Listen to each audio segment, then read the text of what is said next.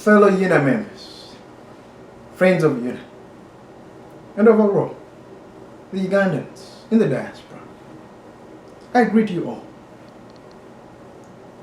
Henry Ford once said, coming together is just the beginning, but staying together is progress. I wanted to preface those words in my talk today, November 3rd of the year 2017. I want to talk about the decision of the Unaa Board of Trustees. What does that mean for our organization? What does that mean of us being able to move Unaa from where it has been to take it to that next level? But first, allow me to introduce myself. My name is John Julius Mwulia. I'm an engineer by training and the recently elected Vice President of Unaa. Recently, we celebrated 29 years of Unaa's existence. Over those 29 years, we have seen lots of progress. We have seen opportunities. But still, it's true that as an organization, but as a people, we have failed to reach our promise. We have failed to tap on what more we can do to organize ourselves, to unite ourselves, to come together and look at the big picture of how far united, organized we can go. Here today, I'm making a clarion call that it's about time for us to restart. It's about time for us to hit refresh as an organization, as a people. Let's bring all people to the table. Let's try to come up with a plan forward. What more can we do? How can we organize better?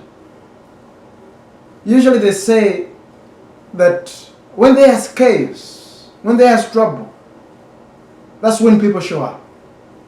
But in the good times, they celebrate, but they never contribute in a bigger way. The question I'm having, and I want to ask to you, instead of saying Unaa hasn't done enough, instead of saying Unaa has failed, what have you done yourself in your community?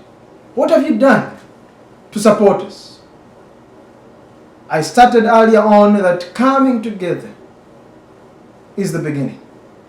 Staying together is progress. Some members have seen the decision of the Unaa Board of Trustees. Many disagree with it, and many agree with it. And most likely we are not going to get a definite solution, a permanent solution to our problems as an organization. Every single 2 years, we have seen us getting back to the drawing board and asking the question is, what happened? What went wrong? This has been going on almost since the beginning of Unaa. Some of you remember the times of 2007 and 2009. Some of you remember the election in Dallas, Texas in 2013 that left so many people with scars, and so many other examples that have been seen in recent history of this noble organization. When I joined Unaa, I believed, and I still believe, that the promise of this organization hasn't been opened. It hasn't been met yet. I still believe that. I strongly do. I came having served as a student body president for the University of Portland. I came having served as the chairman of my alumni board chapter, I came having served in different leadership capacities. Above all, I came with the hope that we could organize, we could come together and look at the big picture. As I finish, I want to give an analogy. Usually, before a tree comes in place in these urban cities that we live in, someone has to think about the idea of a tree. That someone gets a seed to plant the tree. He plants the seed. That someone might not be available or around anymore. Someone comes around and waters the seed, and before we know it, that seed sprouts, it grows. Eventually it comes up with a trunk, and in due time, it becomes a tree with leaves and branches and a trunk and roots. Depending on how it was pruned, depending on who planted it, that's an environment that affects how that tree progresses. The reason I bring that analogy up is this. Unaa is like a tree. For far so long, we have looked at the leaves, we have looked at the branches as the solution of what to do to reorganize ourselves. But we have failed to understand that the tree is supported by its roots that get water from different areas. They support it physically for it to be upright. We have failed to understand the root of Unaa, the root of our people. Someone might make an argument that if you're having problems every single 2 years election-wise, what's wrong with you guys? But also we have seen in other scenarios. Recently there was Kenya. We have seen what happened in Burundi. We have seen cases in Uganda. And recently we have seen what has happened in Liberia. Is a problem of Unaa simply a problem of us in the diaspora? My answer is no. My answer is no. But how do we set an example?